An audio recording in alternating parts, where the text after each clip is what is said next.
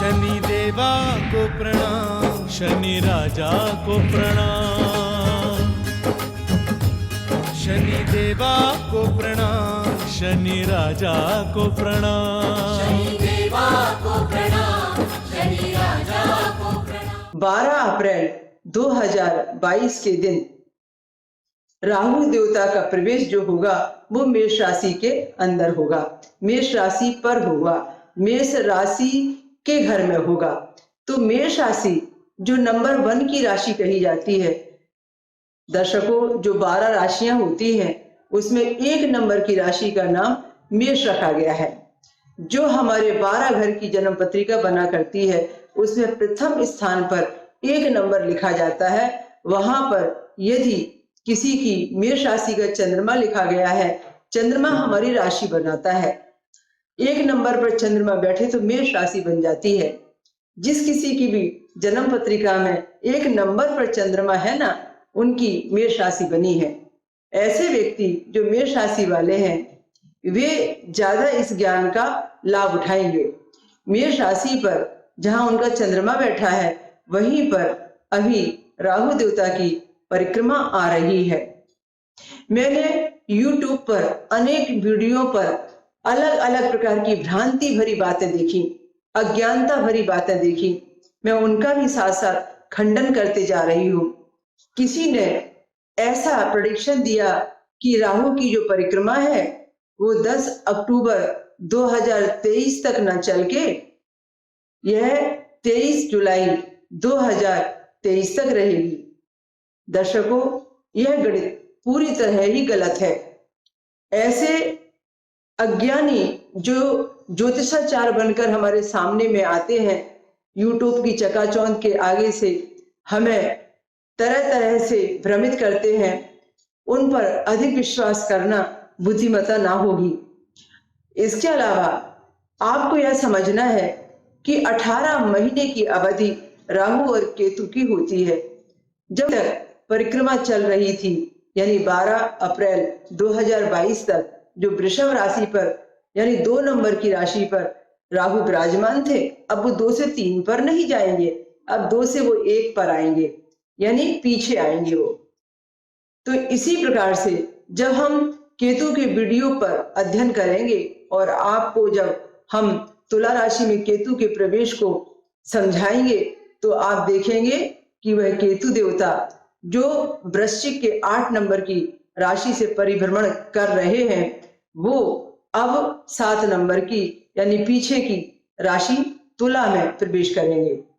तो आपको यह दूसरी बात और समझना है कि जो राहु की जो परिक्रमा है वह परिक्रमा पहले तो ये कि बैक होती है, रिवर्स होती है, पीछे के तरफ ये मुड़कर चलते हैं। सेकंड बात, ये राहु जो है वो शनिवत रिजल्ट देते हैं। कहते हैं शनि के जैसा राहु और राहु के जैसा शनि का व्यवहार होता है, इसलिए शनि और राहु 2 परम मित्र कहे गए हैं। तीसरा यह समझना है कि शुक्राचार्य जो उनके गुरु हैं, शुक्राचार्य जिन्होंने उनको जीवन दान दिया है, तो शुक्राचार्य उनके गुरु होने के कारण वे शुक्राचार्य से संबंधित आचार व्यवहार और अपने विचार रखते आए हैं, जिन्हें हम दैत्य गुरु शुक्राचार्य कहते हैं। स्वाभाविक है कि देव गुरु बृहस्पति और दैत्य गुरु शुक्राचार्य दोनों की विचारधारा सेम नहीं हो सकती, मतभेद अंतर होने ही वाला है। इसीलिए इतना समझ आने के बाद हम अब आगे जब किसी विषय को समझेंगे तो बड़ा सरल हो जाएगा कि राहु देवता जिस मेष राशि में प्रवेश करेंगे उनकी विचारधारा भी शुक्राचार्य से मिलती जुलती होगी, और विचारधारा जब वैसी बनेगी तो स्वाभाविक है वह अमृत जो गर्दन तक पिया है उसका असर भी सामने में आएगा। इतना ही नहीं, मेष राशि में 3 नक्षत्र होते हैं, 3 नक्षत्रों में अलग अलग रिजल्ट मिलेगा। मेष राशि में ये 3 नक्षत्र होते हैं। मेष राशि का पहला नक्षत्र है अश्वनी। यह अश्वनी नक्षत्र केतु का नक्षत्र होता है। आपको ज्ञात है कि राहु और केतु एक ही शरीर के 2 हिस्से हैं।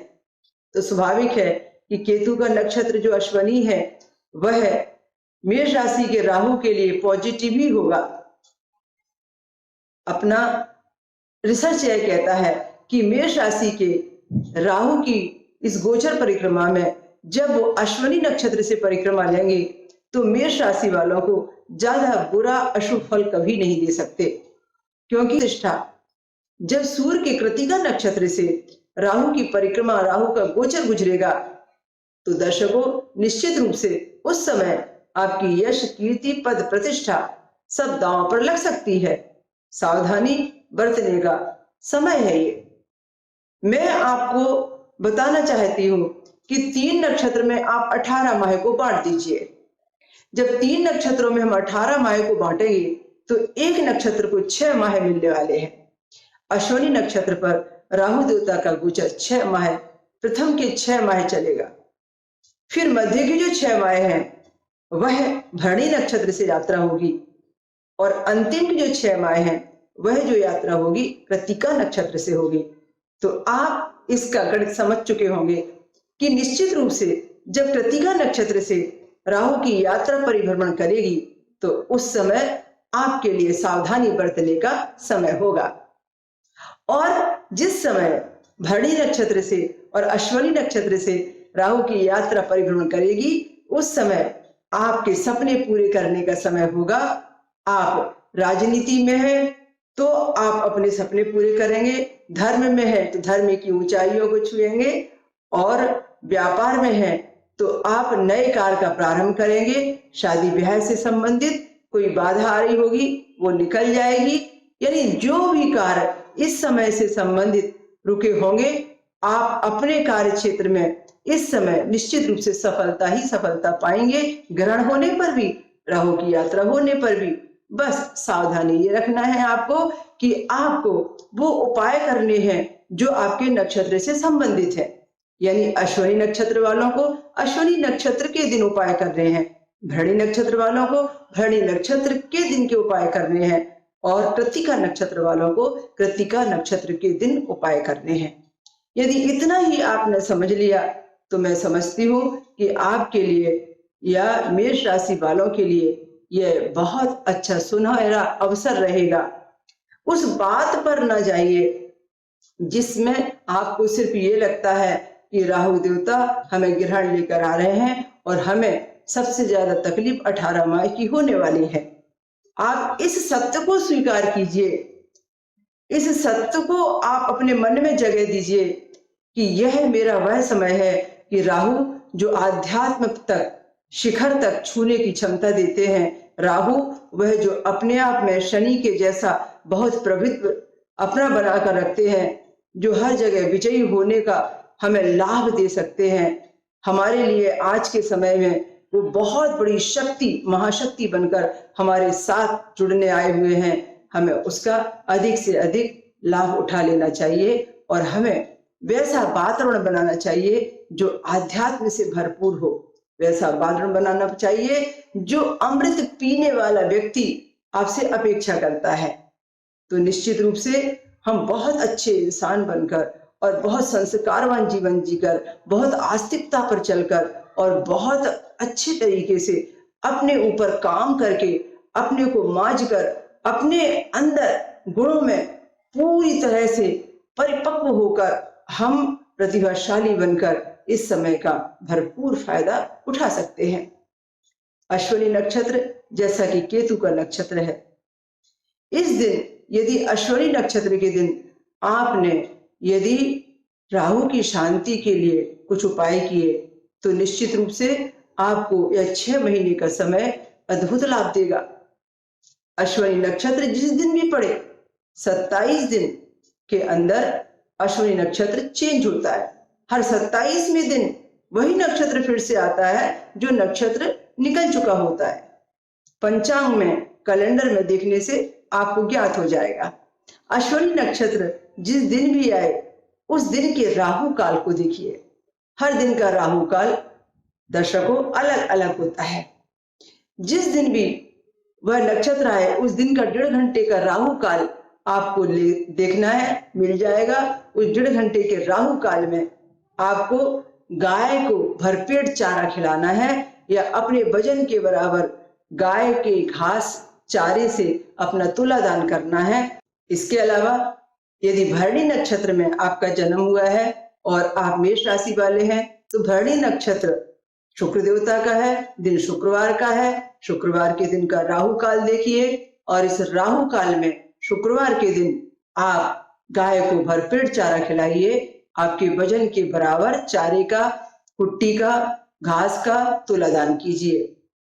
इसी तरीके से तीसरा कृतिका नक्षत्र, ये सूर्य से संबंधित है, दिन रविवार का है, तो यही उपाय रविवार के दिन के राहु काल में कीजिए और इसी तरीके से गौशाला में जाइए और गाय को भरपेट चारा खिलाइए। आपका यह उपाय आपके इस समय की अशुभता को कम करके शुभता में आपको प्रवेश कराएगा। वैसे तो पूरे 12 राशियों पर अलग अलग प्रकार से राहु का प्रभाव पड़ने वाला है, पर अभी हम सिर्फ मेष राशि की ही चर्चा कर रहे हैं। यदि आपने समग्र अच्छे तरीके से एक ही सादे सब सदे और सब सादे सब जाए एक ही विषय पर अच्छे तरीके से ज्ञान अर्जन कर लिया तो आपको बाकी विषय बहुत जल्दी समझ में आ जाएंगे। मेष राशि पर जब राहु की परिक्रमा चलेगी तब उस समय 12 राशियों में अलग अलग प्रकार से दूरी बनने पर अलग अलग प्रकार से उसके लाभ हानि देखने में आएंगे, पर सबसे ज्यादा जिस स्थान पर राहु बैठते हैं उस स्थान को ही प्रभावित करते हैं, उस स्थान से देखते हैं, यानी हमारी आंख, कान, नाक वो सब कुछ उसके अंतर्गत आते हैं। तो मेष राशि पर राहु का प्रभाव होने से चिंतन, सोचना, अत्यधिक विचार मग्न रहना, ऐसी आपकी आदत बन सकती है। जैसे व्यक्ति सोचता ज्यादा है, करने के लिए कदम कम बढ़ते हैं आगे, और अधिक चिंतन करने वाला व्यक्ति, 24 घंटे चिंता में डूबने वाला व्यक्ति रात को भी ठीक से सो नहीं सकता। इसलिए यह समय आपके लिए सूझबूझ और बुद्धि से बिताने वाला समय है कि आप अपने चिंतन को कौन सा मोड़ देने जा रहे हैं। इसलिए आपके चिंतन को शुभ आध्यात्म की ओर मोड़िए, ज्ञान की ओर मोड़िए, निश्चित रूप से आपका जीवन परिवर्तित हो जाएगा। मेष राशि का संबंध जैसा आपको बताया कि पहले घर से है और पहला घर हमारा सिर, हमारा मस्तिष्क है, तो इस समय हमारी आंखें भी प्रभावित हो सकती हैं रोगों को लेकर, कान भी प्रभावित हो सकते हैं रोगों को लेकर, बाल भी प्रभावित हो सकते हैं और सिर से संबंधित सिर दर्द जैसी परेशानियां भी प्रभावित हो सकती हैं। नाक को लेकर भी कुछ परेशानी, चेहरे पर लेकर भी कुछ परेशानियां आ सकती हैं। पर ये जो जितनी भी परेशानियां मैं आपको बोल रही हूं, ये सारी स्थायी नहीं होती, ये सब अस्थायी होती हैं। यदि हम सही मायने में धर्म को समझते हैं, अपने सुकर्मों को समझते हैं और हम सही मायने में राहु देवता से बहुत कुछ पाना चाहते हैं, तो जैसे हम शनि देव के लिए कहते हैं कि दिलाता नहीं कोई शनि जैसा, ठीक उसी तरीके से हम यहाँ पर यही बात राहु देवता के लिए हमेशा लोगों से कहते हैं कि दिलाता नहीं कोई राहु देवता जैसा। जय शनिदेव। मैं महाराष्ट्र से आया हूँ, औरंगाबाद से। मेरा नाम रामनाथ हरी माहौर लाल है। अंबिका नगर में मुकुंदवाड़ी में रहता हूँ। शनि ढैया ये क्या होता है दीदी, इसके बारे में हमको थोड़ी अगर जानकारी अगर दीजिए तो बहुत अच्छा होगा। शनि ढैया के बारे में हमको उसके बारे में कुछ मालूमात नहीं है। हम तो आपका प्रोग्राम डेली देखते हैं, और ये शनि ढैया क्या होता है, कैसा होता है, इसके असर क्या होता है, ये हमें थोड़ा सा जानकारी दीजिए इसके बारे में। जय शनिदेव। धन्यवाद रामनाथ जी, आपने बहुत सुंदर प्रश्न पूछा। ये प्रश्न हमारे बहुत सारे दर्शकों ने पहले भी मुझे मेल पर पूछा था, और वैसे तो शनि आश्रम औरंगाबाद महाराष्ट्र के यूट्यूब पर मैंने ये ढैया के संबंध में सारा विज्ञान बताया हुआ है, इससे संबंधित प्रैक्टिकल उपाय भी बताया हुआ है। पर यह विषय बहुत विशाल और बहुत स्पेशल है, इसलिए जो आपको वहाँ नहीं मिल पाया होगा उससे आगे का और अलग प्रकार से ये उपाय भी मैं आपको फिर से बताती हूँ, जिससे कि आप और अच्छे तरीके से इस विज्ञान को समझ पाएंगे। देखो दर्शकों, हमें शनि की 7.5 आएगी ये सुनिश्चित तय है। ठीक उसी प्रकार से जैसे हमें 3 बार हमारे जीवन में शनि की 7.5 आ सकती है, हमारी उम्र यदि 90 वर्ष की हुई तो ठीक उसी प्रकार से हमें 3 बार शनि का ढैया भी आएगा यदि हमारा जीवन 90 वर्ष का रहा तो। शनि की 7.5 और ढैये का कॉम्बिनेशन है। शनि की 7.5 जब उतर जाती है तो शनि की 7.5 के उतरने के ठीक 2.5 बरस के बाद उस व्यक्ति को शनि का ढैया लग जाता है, जिस व्यक्ति को शनि की 7.5 खत्म होकर 2.5 साल हो चुके होते हैं। जिस किसी राशि पर शनि का ढैया लगता है वो अवधि पूरे 2.5 बरस तक चलती है। ढैया यानी 2 बरस 6 माह, ढैया यानी 2.5 बरस का समय चक्र, ढैया यानी शनिदेव की लहान पनौती, लघु पनौती। ढैये का संबंध देखिए, जैसे 7.5 में आपने देखा शनिदेव का बैठना, फिर उसके आगे पीछे राशियों का प्रभावित होना। अब मैं ढैये का समय चक्र आपको बताती हूँ। मान लीजिए कि मेरी कर्क राशि है। अब कर्क राशि को ढैया कैसे लगता है? अब मेरी राशि से यदि शनिदेव जी 4थे नंबर की राशि पर जाते हैं तो मुझे शनि का ढैया लगता है। मेरी राशि से यदि शनिदेव 8वें नंबर की राशि पर जाते हैं तो मुझे शनि का ढैया लगता है। कैसे लगेगा वो मैं आपको बताती हूँ। जैसे कर्क राशि का 4 नंबर, कर्क राशि वाले होते हैं 4 नंबर की राशि वाले।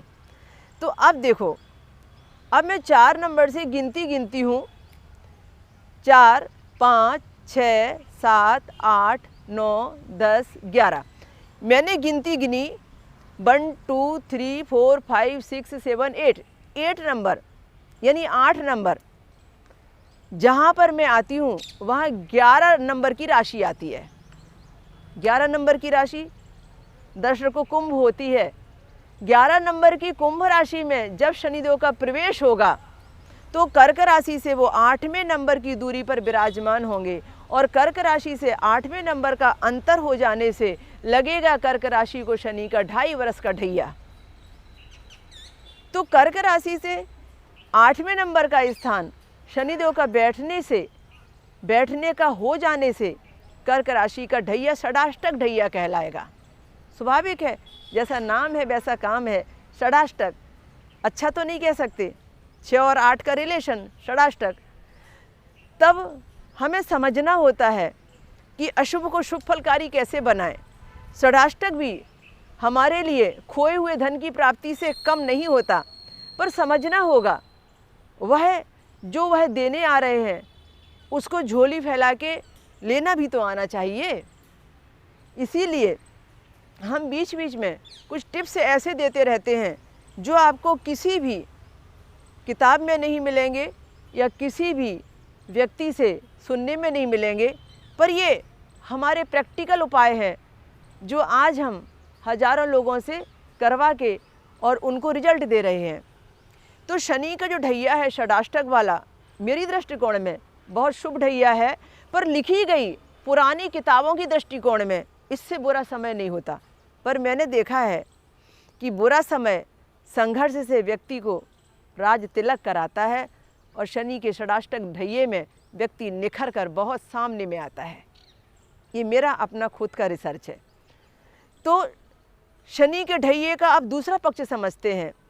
जैसे कर्क राशि पर शनि का ढैया लगता है 6 और 8 की दूरी शनिदेव के बैठने के स्थान से, ठीक उसी प्रकार से मान लो किसी की वृश्चिक राशि है, होगी, बहुत सारे लोगों की होगी। तो वृश्चिक राशि से यदि गिने शनिदेव के बैठने का स्थान और वो चौथा हो जाए, वृश्चिक का मतलब क्या होता है? वृश्चिक राशि का मतलब ये होता है 8 नंबर की राशि, 8 नंबर का संबंध। 8 नंबर की उस वृश्चिक राशि पर यदि शनिदेव है यानी चंद्रमा 8 नंबर का है तो आपकी वृश्चिक राशि है। राशि आप कैसे देखते हैं? आपकी जन्म पत्रिका में जिस नंबर पर भी चंद्रमा होता है वही तो आपकी राशि बनती है। 8 नंबर पर चंद्रमा है, इसका मतलब यह है कि आपकी वृश्चिक राशि है। 4 नंबर पर चंद्रमा लिखा है आपकी जन्म पत्रिका में, तो इसका मतलब है कि आपकी कर्क राशि थी।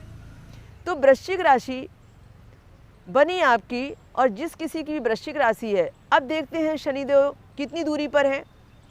8, 9, 10, 11 नंबर की कुंभ राशि, और कुंभ राशि में शनिदेव जी का प्रवेश होने पर, शनिदेव जी के विराजमान होने पर सुनिश्चित रूप से जब तक कुंभ में शनिदेव जी विराजमान रहेंगे तब तक वृश्चिक राशि वालों को 4 नंबर की दूरी होने पर, 4 की दूरी होने पर, 4 नंबर का अंतर होने पर वृश्चिक राशि को शनि का ढैया लगेगा। 8 नंबर की वृश्चिक राशि को तब तक 2.5 वर्ष का शनि का ढैये का समय चलेगा भक्तों, दर्शकों, जब तक कुंभ के 11 नंबर से शनिदेव हट नहीं जाते, दूर नहीं हो जाते, बाहर निकल नहीं जाते। इस तरीके से हमेशा 2 राशियों पर शनि का ढैया चला करता है, और हमेशा जिन किसी भी 2 राशियों पर शनि का ढैया चला करता है, उन किसी की 2 राशियों पर शनिदेव जी अपना सबसे नज़दीकी प्रभाव डालते हैं और सबसे ज़्यादा उस व्यक्ति के लिए संघर्षमय वातावरण पैदा करते हैं, जिससे आग में तपकर जो निकले वही है सच्चा सोना, जिससे कि वो आग में तपाकर उसे सोना बनाने की कोशिश करते हैं। तो दर्शकों, शनि के ढैये में 2.5 बरस का समय ऐसे प्रत्येक 2 राशियों पर होता है। जैसे मैंने आपको बताया था कि एक राशि ऐसी भी होती है जब 7.5 उतर जाती है तो उसके 2.5 बरस के बाद उस राशि पर शनि का ढैया आता है। जैसे मान लो धनु राशि पर से अब शनि की 7.5 उतरने वाली है, तो शनि की जब 7.5 9 नंबर से उतरने वाली है, उतर गई, शनिदेव जी यदि शनि की 7.5 से उसको मुक्त कर देते हैं, तो धनु राशि पर जो शनि की 7.5 थी और 7.5 उतर जाएगी उसको, तो ठीक 2.5 बरस के बाद, 7.5 उतरने के ठीक 2.5 बरस के बाद उसी धनु राशि पर पुनः शनि के ढैये का समय आ जाएगा। इस तरीके से एक राशि ऐसी होती है जिस पर 7.5 उतरने के बाद में शनि के 2.5 बरस का ढैया पुनः पुनः आता है, और बाकी एक राशि ऐसी होती है जिसका रिलेशन शनि की 7.5 के उतरने के बाद से ढैये का नहीं बनता। तो इस तरीके से आपको भी वही उपाय करना चाहिए जो उपाय मैंने 7.5 वालों को बताया, कि आपको सुबह जल्दी उठना चाहिए सूर्योदय के पहले, और आपको रात्रि में 11 बजे तक सोने का ज़रूर प्रयास करना चाहिए, क्योंकि यह समय ऐसा होता है जो शनिदेव जी की बेला कही गई है, और इसमें आपको शनि कृपा भरपूर मिलती है। तो ये 7.5 के बारे में, ये ढैये के बारे में आपको बहुत अच्छे टिप्स दिए गए। जो शनि के ढैये से गुजर रहे हैं, शनि के ढैये की अवधि जिनको है, वे व्यक्ति एक छोटा उपाय और करें, कोशिश करें कि 2.5 बरस तक, जब तक शनिदेव के ढैये का उनको समय चले, तब तक नियमित रूप से आपको भोजन के समय में मौन धारण करना है। आप कोई भी नाश्ता करें, खाना खाएं, दोपहर का लंच लें, रात्रि का डिनर लें, आप बोले नहीं, सिर्फ उतना ही पालन करें कि मौन व्रत धारण करें, क्योंकि शनि के ढैये का समय मानसिक पीड़ा का कारण भी बन सकता है। तो बस आप मौन को महत्व दें, यही चिकित्सा करें। तो अब अगली बात अगले एपिसोड में आपके प्रश्नों के उत्तर के लिए हम इंतज़ार करेंगे। जय शनिदेव।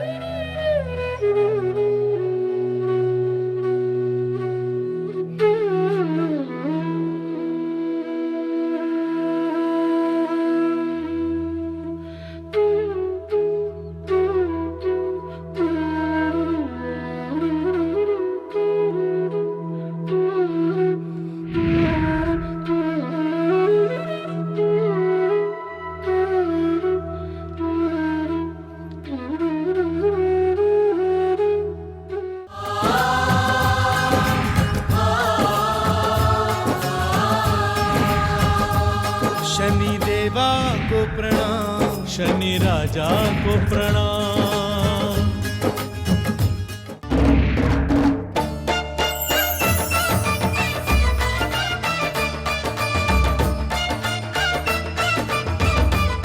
सुभाष